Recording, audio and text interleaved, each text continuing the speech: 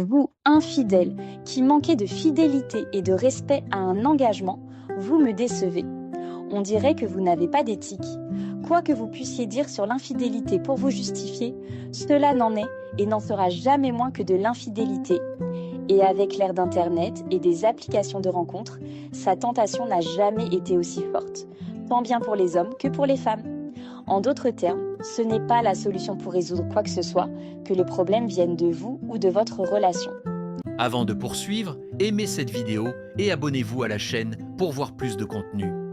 Vous, infidèle, l'êtes souvent pour fuir la réalité.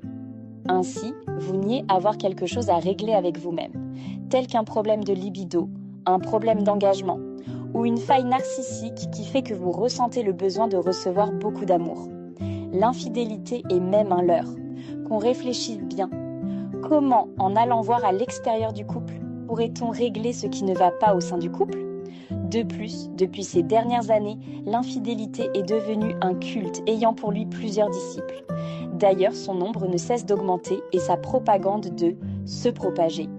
En plus d'applications de rencontres de base, il y a maintenant l'apparition d'applications de rencontres spécialisées dans l'adultère. Des forfaits à l'heure sont de plus en plus proposés par les hôtels et on assiste à de nouveaux métiers liés à ça, tels que les créateurs d'alibis pour ne citer qu'eux. Non mais sérieux, où va le monde ?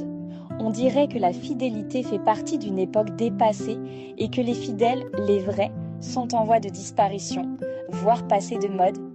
Vous ne vous rendez vraiment pas compte du mal que vous causerez à votre partenaire une fois qu'il ou elle l'apprendra. Et qui plus est, a mis beaucoup d'espoir en vous. Égoïste, voilà ce que vous êtes, ni plus ni moins, à bon entendeur.